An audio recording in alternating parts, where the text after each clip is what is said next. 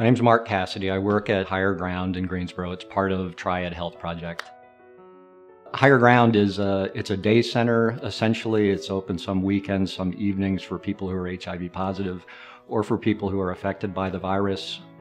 We get seekers of all stripes at the house, really. It was developed first to give people of different faith communities a place to plug into the HIV crisis. So in that way, really, to me, the house is something different to everybody who comes to the door.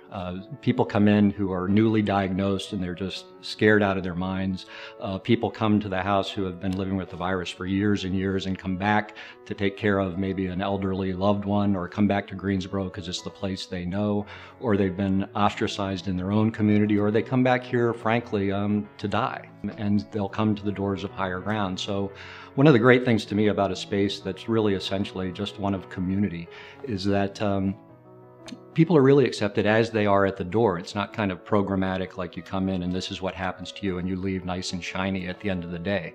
People come in exactly where they are, and it may be a different thing on any given day too. And I think that's the beauty of actual and authentic community, is that it takes people exactly where they are and doesn't say, come in, we're going to fix you, you know.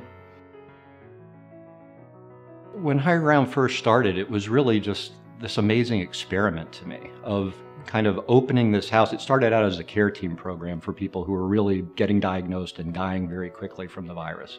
It developed into this space where people decided we need to be sitting down at table together, which I think is really the beautiful genesis of that place. It's like around food, of just sitting down and everybody, the door is open and we come in and everybody's hungry and we all get fed, you know.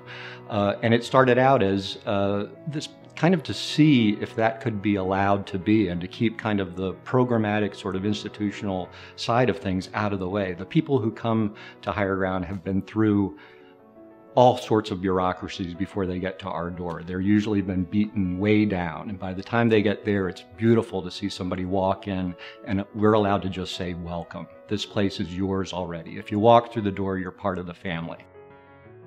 One of the reasons that Greensboro matters, or that a place like Guilford Green is here, I think, is that this is where the conversation is happening now. This is one of these communities that's really been at a crossroads in a lot of different ways for a long time.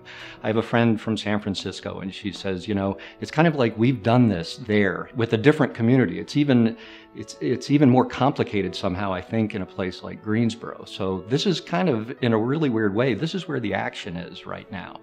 And this is really important right now. And from my perspective, which is in this little house, you know, every day we get together there, and at table there are people from the best neighborhoods in Greensboro sitting down to people who are living on the streets, sitting down with crack addicts, sitting down, it's black and white and gay and straight and rich and poor, old and young. We had a 5-month-old baby in there the other day who actually came with her great-great-grandmother, who was part of Higher Ground and lost her daughter to the virus over 10 years ago.